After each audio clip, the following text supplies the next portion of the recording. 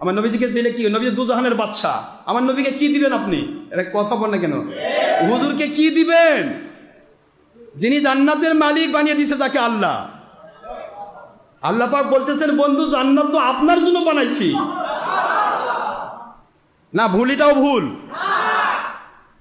আন আবি হুরায়রা রাদিয়াল্লাহু আনহু قال قال رسول الله صلى الله عليه وسلم كل امتي يدخلون الجنه الا من ابى قيل ومن ابى يا رسول الله صلى الله عليه وسلم قال من اطاعني دخل الجنه ومن عصاني فقد ابى। সুবহানাল্লাহ বলবেন না? মুসলিম শরীফ সহ প্রায় 30টি হাদিসের কিতাবের ঊর্ধ্বে কিতাব। হুজুর সাল্লাল্লাহু আলাইহি ওয়াসাল্লাম বলেন, প্রত্যেকটা উম্মত আমার জান্নাতি, কেবল আমার যারা অবাধ্য হলো, আমাকে যারা অস্বীকার করলো তারা ছাড়া।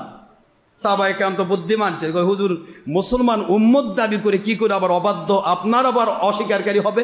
হুজুর বলেন, মান আতাআনি, ভালো করে মুখস্থ রাখেন, মান আতাআনি নুনে বেকাইয়া মুতাকাল্লিম, শুধু নবীকে বুঝাবে। মান আতাআনি, নট আতাল কোরআন, আতাল্লাহ, আতাল হাদিস, নো, আতাআনি, আমি আখেরি নবীকে যে মেনে নিল দাখালাল জান্নাহ। সুবহানাল্লাহ বলবেন না? ব্যাখ্যা হচ্ছে, নবীকে যে মানলো সে কোরআন মানলো, নবীকে যে মানলো সে আল্লাহ মানলো, নবীকে যে মানলো সে হাদিস মানলো। কারণ কোরআন নবীকে মানতে আদেশ করেছেন আল্লাহ, কোরআন যা বলেছে নবী তাই করেছেন, উল্টা পাল্টা করেননি। মানে আতানি দাখালাল জান্নাহ। যদি বলতেন মান আতা আল্লাহ দাখালাল জান্নাহ, যে আল্লাহ মানলো জান্নাতে ঢুকে গেল, যে কোরআন মানলো জান্নাতে ঢুকে গেল, তাহলে আজকের 2 নম্বর মুন্সিরা কইতো নবীকে না মানলেও হবে। কিন্তু দেখা যাচ্ছে আল্লাহর হাবিব বলে আতানি নুনে বিকাইয়া মুতাকাল্লিম, এরপর আর কোনো গল্প নাই, আমাকে মানলো জান্নাতি। আল্লাহ কয়, বন্ধু আপনাকে না মানলে তো জান্নাত বানাবোই না আমি, আপনাকে মানানোর জন্যই যারা আপনাকে মানলো তাদের প্রতি খুশি হয়ে আমি জান্নাত বানালাম। ওমান আসানি ফাকাদ আবা, যে আমার অবাধ্য হলো সে অস্বীকার করলো জাহান্নামে যাবে। এই কথাটার অর্থ হচ্ছে, আপনার যারা অবাধ্য হলো, আপনার যারা অবাধ্য হলো, আপনাকে যারা মানার মতো মানলো না, আপনাকে যারা ভালোবাসলো না, ওই মানুষগুলোকে শাস্তি দেওয়ার জন্য আমি জাহান্নাম বানাইছি। নবী না হলে জান্নাত জাহান্নামই হতো না। তোর দুনিয়া কখন হতো বেটা? নবী না হলে জগৎ সৃষ্টি হতো না। এটা জাল হাদিস, এটা মুসলিম শরীফের সহিহ হাদিস। এটা কোথায় ফেলে দিবি বল? মন খারাপ হচ্ছে আপনার। বাবাজিরা আমার, খেয়াল করুন, মনটা সরল রেখে আসছি ওই আয়াতের কথা, একটু বোঝার চেষ্টা করুন। সূরা আরাফের 40 নম্বর আয়াত, লা তুফাত্তাহু লাহুম আবওয়াবুস সামা ওয়ালা ইয়াদখুলুনাল জান্নাতা হাত্তা ইয়ালিজাল জামালু ফি সাম্মিল খিয়াত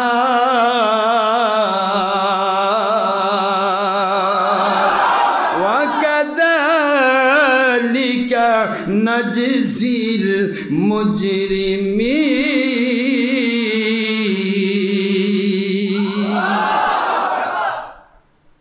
কাযালিকা নাজিল কাফিরিন বলেনি, কিন্তু নাজিল মুজরিমিন, তার মানে ওয়াল্লাযিনা ইস্তাকবারু ওয়া কাযযাবু ওয়াস্তাকবারু, এই দুইটা। এটা যদি মুমিন দাবি করে কেউ করে, কাফেররা তো এমনি জাহান্নামী। আরে কথা কোন কি বলেন না কেন? কথাগুলি বোঝার চেষ্টা করবেন। যারা মিথ্যা প্রতিপন্ন করলো এবং যারা অহংকার করলো, সত্যকে গোপন করে রাখলো, চুপিয়ে রাখলো, এই মানুষগুলোর জন্য আসমানের দরজা খোলা হবে না। এমনকি ওদের জন্য কঠিন কথা, ওরা কিয়ামতে জান্নাতে যাইতে চাইবে। ওরা ওদের ভক্তগণ যারা বুঝে শুনে ওদেরকে মেনে নিত, হারামটাকে মেনে নিত, আর ভালোটা বলতো, এইটার দুশ্মনী করত, নিজের বন্ধু, নিজের শায়েক, নিজের পীরের বিরুদ্ধে বলবে না। পীরের পক্ষে, শায়েকের পক্ষে, মুরব্বির পক্ষে, আজহারির পক্ষে থাকার জন্য সত্যটাকে গোপন করে অসত্যটাকে গ্রহণ করলো যে লক্ষ কোটি মানুষগুলো, আল্লাহ বলেন ওদেরকে কিয়ামতের দিন জান্নাতে ঢোকা ততটা অসম্ভব, ততটা অসম্ভব। হাত্তা ইয়ালিজাল জামালু, বিশাল বড় একটা উট, এটা হাত্তা ইয়ালিজাল জামালু ফি সাম্মিল খিয়াত। সাম্মুন মানে সুই, সুই চিনেন? সোনামুখী সুই। খিয়াত মানে ছিদ্র। আর কথা কোন না কেন? সামুন মানে শুদ্র, খিয়াত মানে সুই, সামুন মানে ছিদ্র, সুঁয়ের ছিদ্র, ব্রাহ্মণ মানে শূদ্র, ছিদ্র পড়তে ছিলেন। সোনামুখী সুঁয়ের পাশায় ছিদ্র আছে না নাই? এই সোনামুখী ছোট্ট একটা সুঁয়ের তলা দিয়া ছিদ্র দিয়া বিশাল বড় উট তো দূরের কথা, ওর একটা পছন্দ কাকে সম্ভব আব্বাজান? কোরআন কত কঠিন ভাষা ব্যবহার করেছে। মুসলমান দাবি করেও, মুমিন দাবি করেও, ওলিয়া উলিয়া পীর সাহেব হুজুর আলী এবং তুমুক দাবি করেও যেই মানুষগুলি সত্যকে চুপিয়ে রাখলো, গোপন করে গেল, অসত্যকে লালন করলো, আল্লাহকে নাখোশ করে মানুষকে খুশি করে দুনিয়াকে কামাই করার চেষ্টা করলো, দুনিয়ার মানুষের লাইক পছন্দনীয় হওয়ার চেষ্টা করলো, ওই মানুষগুলো ওদের জন্য আসমানের দরজা খুলবে না, নিজের রহমত পাবে না, দুনিয়ার কোন লক্ষ কোটি ভক্তকে রহমত নিয়ে দিতে পারবে না। কথা কন না কেন? আর আখেরাতে ওদের জন্য জান্নাতে ঢোকা বিশাল বড় এই উটটা সুঁয়ের ছিদ্র পথে ঢোকা যত অসম্ভব, তার চাইতেও বেশি অসম্ভব ব্যাপার ওই মানুষগুলোর জান্নাতে প্রবেশ করা। নাউজুবিল্লাহ, জোরে বলুন। তাহলে আমি সাহেবের যদি এই অবস্থা হয়, তাহলে তার ভক্তদের কি হবে? কথা কয় না, দেখেন না, এরা তো মুরব্বীদের কথা কওয়া হচ্ছে, যারা মানতেছে, অহংকার করে সত্যকে গোপন করে যাচ্ছে, তাদের ব্যাপারে এটা। তারাই জান্নাতে ঢোকা, উট প্রবেশ করা সুঁয়ের ছিদ্রপথে ঢোকার চাইতেও কঠিন, তাহলে তার ভক্তরা আবার কেমনে জানাতে যাবে? কথা কন না কেন? এটা তো আমি গল্প করছি না, কোরআন বলতেছি। আপনি যখন হুজুর গল্প করতেছে, তাহলে কোরআন অস্বীকারী পাকা মুসলমান আপনি। আয়াত নম্বর বলে দিয়েছি, সূরাতুল আরাফের 40 নম্বর আয়াত, ওয়ালা ইয়াদখুলুনাল জান্নাতা হাত্তা ইয়ালিজাল জামালু ফি সাম্মিল খিয়াত ওয়া কাযালিকা নাজিজিল মুজরিমিন। আল্লাহ বলেন, এইভাবে আমি দুনিয়ার সমস্ত মুসলমান দাবিদার মনে রাখেন, মুজরিম গুনাহগারদের, এই গুনাহগারদেরকে আমি জাহান্নাম এইভাবে দেব, এইভাবে তাদেরকে জান্নাত থেকে বঞ্চিত করব, এইভাবে আমি দুনিয়াতে রহমত শান্তি থেকে ওদেরকে দূরে সরে রাখবো। নাউজুবিল্লাহ বলবেন না? তাহলে আপনি বুঝেও না বুঝার ভান করবেন কেন বাবা? কষ্ট হচ্ছে? আমি খুশি হয়েছি আলহামদুলিল্লাহ। আমার প্রিয় একজন ছেলে, নাম মোহাম্মদ শহীদুল্লাহ বাহাদুর, মাওলানা শহীদুল্লাহ বাহাদুর, অত্যন্ত জ্ঞানগর্ভ ছেলে, আমার খুব প্রিয়। সে চট্টগ্রামে বাড়ি, আন্দরকিল্লা মাহফিলে গেলে আমি তার সাথে দেখা হয়েছে। এই ছেলেটা এবং আমাদের আরেকজন আছে আলাউদ্দিন জিহাদি ভাই, উনি আর আমি একসাথে ওই জায়গাতে মাহফিল করেছি, বিভিন্ন জায়গাতে মাহফিল হয়। তো এই যুবকগুলো অনেক বড় মাপের কাজ চালিয়ে যাচ্ছে, লেখার কাজ, আলোচনার কাজ। আমি তাদেরকে কনগ্রাচুলেশন জানাই এবং তাদেরকে অত্যন্ত, আমি এক কথায় বলেছি, যারা আমার নবীর পক্ষে কলম ধরবে, নবীর পক্ষে বক্তব্য দেবে, নবীর পক্ষে কাজ করবে, ওরা দুনিয়ার কোনো মহাশত্রু যদি হয়, ওরা আমার মাথার তাজ। আমি এই যুবকগুলোর জন্য দোয়া করি, আল্লাহ পাক এদেরকে সত্যের সঠিক নবীজির পক্ষের মুজাহিদ হিসেবে কবুল করুন, সবাই না আমিন। এদের হায়াতকে আল্লাহ দারাজ করে দিন, সবাই না আমিন। এই যুবকগুলো আমার খুব প্রিয় ছেলে, এদেরকে আমি খুব ভালোবাসি। গতকালকে দীর্ঘক্ষণ ধরে কথা হয়েছে আলহামদুলিল্লাহ। তা আমি বলছি কেন, সুন্নতের পথে কাজ করুন। আমি আপনাদের খেদমতে আরজ করছি, গত জুমাতে আমি একটা কথা বলেছিলাম, এর আগে কয়েকটা জায়গাতে আপনাদের ওয়াজ গেছে, অনেকে মন খারাপ করবেন হয়তো, যে হুজুর ফুরফুরা শরীফের দাদা হুজুর কিবলার মাসলাকে চলে। আমার ফুরফুরা শরীফের দাদা হুজুর কিবলার মাসলাকে থেকে আবার এখন বিভিন্ন মুখী মানুষ আমরা হয়েছি, অনেকে আছে, কেউ অহংকারী, কেউ মনে করে আমায় সব, কি কথা করছেন না কেন, অন্য কেউ না কিছু, এরকম কিছু লোক আছে। আবার কিছু আছে সবাই যে যার গুনাহ তার, লা তাজিরু ওয়াজিরাতুন বিজরা উখরা, পৃথিবীর কারো গুনাহ কেউ বহন করবে না, যার গুনার ভার সে বহন করবে। তবে আকাইদের দিক থেকে সকল ওলিয়া আউলিয়া মুরিদ পীর সাহেব আমরা এক। কথা বলছেন না কেন?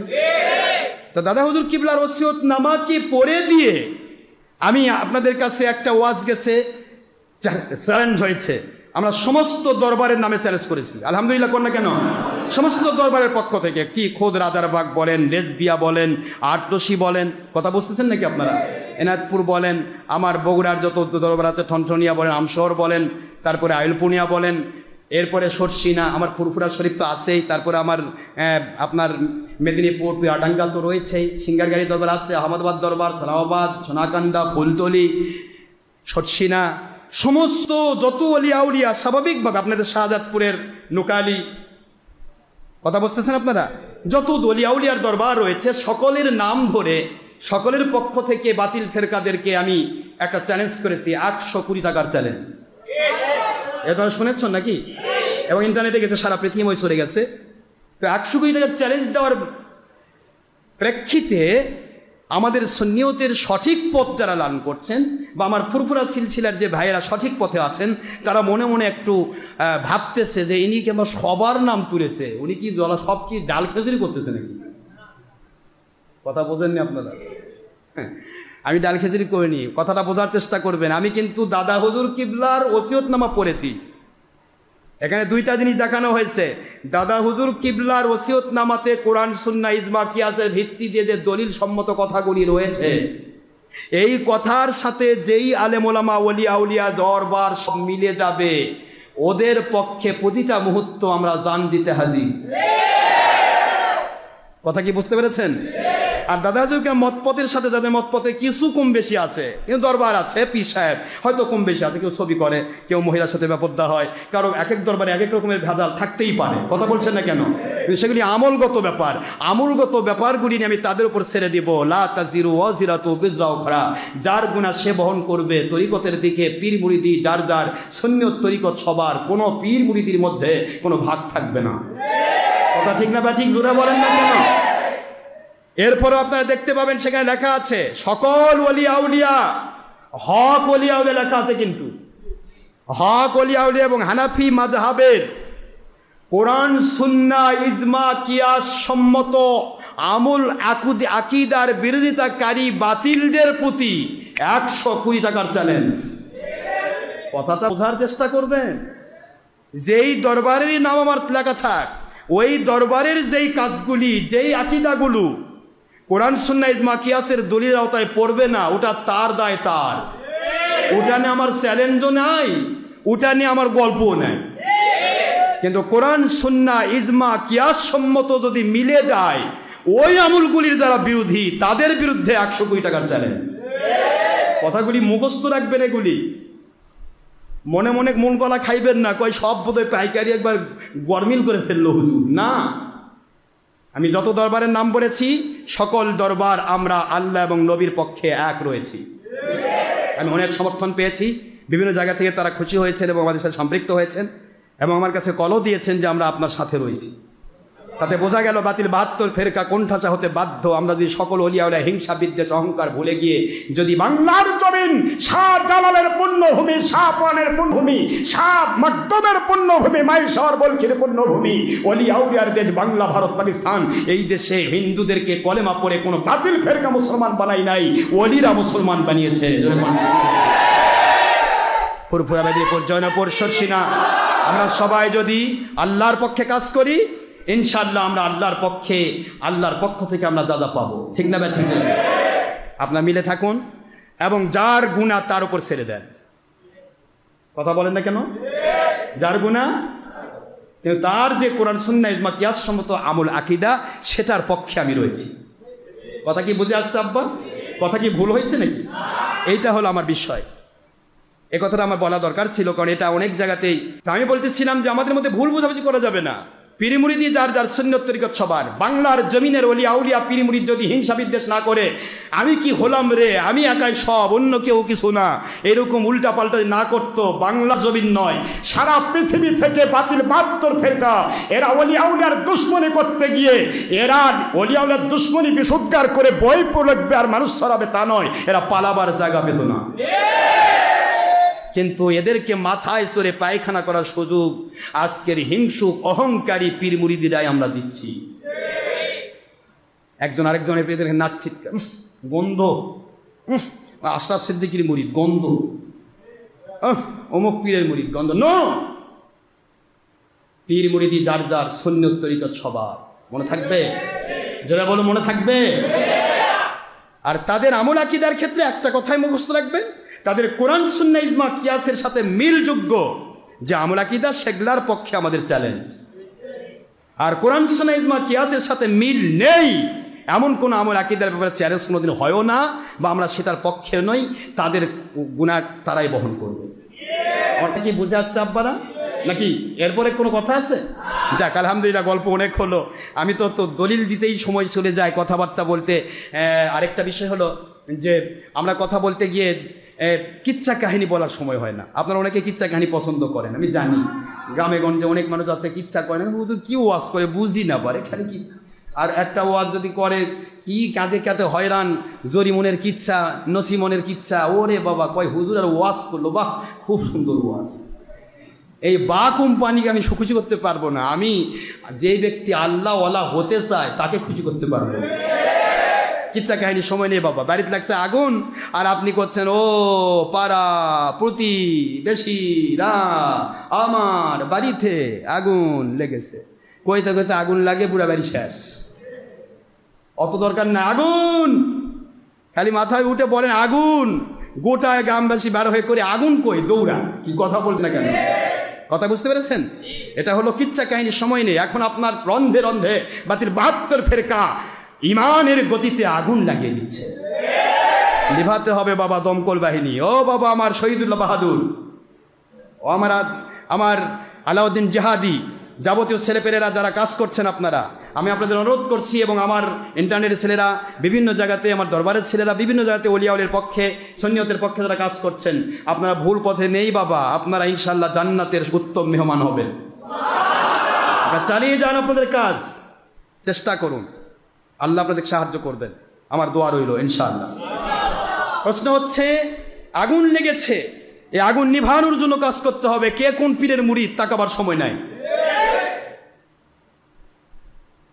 দমকল বাহিনী যখন পানি নিয়ে যায় কারো বাড়িতে আগুন নিভাতে, তখন বোধহয় চিন্তা করে অমুক পুকুরে আগুন দিয়ে পানি দিয়ে আগুন নিভালে নিববে, আর ওই পুকুরের পানি দিয়ে নিববে না। কি কোন আপনারা, পুকুর তো সপ্তাহে পানি হলেই হলো না, কথা বল না কি? কোন পানিতে নিববে প্রশ্ন নয়, পানি নিয়ে আয়, আগুন লাগছে। কথা বোঝেননি আব্বা? আমার কথা কি বোঝেন? এখন ওই গ্রামের যারা ছবি ভিডিও পছন্দ করে গ্রাম বাংলার, অথবা কিচ্ছা কাহিনী পছন্দ করে, 2 নম্বর হুজুরে উল্টা পাল্টা ওয়াজ শুনে পাগল হয়ে যায়, আর আমাদের ওয়াজ নিয়ে ক্রিটিসিজম করে, ওই কি ওয়াজ করে, এগুলো খেলি কি কয় বুঝি না। এই ধরনের লোকগুলা যারা, এরা এখন মনে মনে ভাববে আচ্ছা দমকল বাহিনীর কাম নাই, যেখানে যায় খালি পানির ট্যাঙ্কি নিয়ে যায়, এই পেট্রোলের ট্যাঙ্কি নিয়ে যাওয়া পারে না। কথা বোঝেন না আমার কথা না? আচ্ছা দমকল বাহিনী যদি ওই ধরনের মূর্খদের কথা শুনে একটা আগুনের জায়গায় যদি পেট্রোল নিয়ে যেত, আর পেট্রোল যদি আগুনের মধ্যে মারত, নিভে যেত না? কথা দেখেন না কি হতো? সারা যেটা একবারই লাগছে ওটা গোটা গ্রাম হবে পেট্রোল বোমা। আস্তাগফিরুল্লাহ, নাউজুবিল্লাহ। ও জঙ্গি সন্ত্রাসীরা ব্যবহার করে গরু পুড়িয়েছে। কথা করছেন না কেন? আমি আপনাদের ক্ষেত্রে আলোচনা করি, মানুষ পুড়েছে পেট্রোল বোমা দিয়ে। পেট্রোল নিয়ে কখনো দমকল বাহিনী যাবে না, কারণ দমকল বাহিনীর কাজই হচ্ছে আগুন নিভানো, আর আগুন নিভানোর কাজে ব্যবহার হয় পানি। যেখানেই যাবে 5000 বাড়িতেও যদি আগুন লাগে, 5000 বাহিনীতেই দমকল বাহিনী পেট্রোল নিয়ে যাবে না, পানি নিয়ে যাবে। সুন্নিয়তের সত্যিকার আলেম মুজাহিদরা, এরাও 5000 বাড়িতে বাতিল 72 ফেরকা ইমানের গতিতে আগুন লাগিয়ে দিয়েছে। ওখানে কিচ্ছা কাহিনী বলার সময় নেই, এখানে শুধুমাত্র নবীর পক্ষের দলিল দিয়ে সমস্ত বেঈমানদের আগুন নিভিয়ে দিয়ে ইমানের বাতি জারি করতে হবে। এই জন্য মুসলমান আমাদেরকে আগাতে হবে বাতিল ফেরকার যাবতীয় কথাগুলিকে রদ করে মুসলমানের ভিতরে সত্যিকারের ইসলাম ফিরিয়ে দেওয়ার প্রচেষ্টা। সেটা দলের স্বার্থে নয়, ব্যক্তি স্বার্থে নয়, কিছু পাওয়া না পাওয়ার জন্য নয়, জাহির করার জন্য নয়, কে চিনলো কে না চিনলো, কে দেখলো কে না দেখলো, কে হাতিয়ার পোটলানে ঘুরলো আর কে আপনাকে মারার জন্য উৎ পেতে থাকলো। আমার আল্লাহ কয় আলা সাবধান, ইন্না নিশ্চয় আউলিয়া আল্লাহ, আমার যারা ওলি হয়ে যায়, লা খাউফুন আলাইহিম ওয়ালা হুম ইয়াহজানুন, ওদের কোনো ভয় নেই, ওদের কোনো চিন্তা নেই, কারণ ওদের কন্ট্রোল আর কুদরত থেকে আমি আল্লাহ হয়ে যাই। জোরে বলুন সুবহানাল্লাহ। ওতাকাবার টাইম কোনো মুসলমান ওলি আউলিয়ার নেই। সুতরাং আমাদের কাজ করতে হবে আল্লাহর জন্য। মনে থাকবে তো? সত্যিকারের কোরআন সুন্নাহ সম্মত আল্লাহর পক্ষে দাওয়াত, বায়াত, এরপরে কোরআন সুন্নাহ সম্মতভাবে আল্লাহর সন্তুষ্টি পাওয়ার জন্য নিজে কোরআন সুন্নাহ মানব, অন্যকে মানানোর চেষ্টা জিহাদ। এরপরে কোরআন সুন্নাহর সত্যিকার আল্লাহ প্রদত্ত নিয়ামত জঙ্গিপনা বিরোধী খেলাফত কায়েমের পক্ষে প্রত্যেকটা মুসলমানকে এক হতে হবে। ইমাম মাহদী আলাইহিস সালামের পক্ষে আপনাকে কাজ করতে হবে। আমি গুনাহগার যদি মারাও যাই আপত্তি নেই, যারা পাবেন তারাই তার সাথে এক হবেন। ঠিক আছে তো বাবা, এটাই আমার দায়িত্ব, স্বনির্বন্ধ নিবেদন এটাই।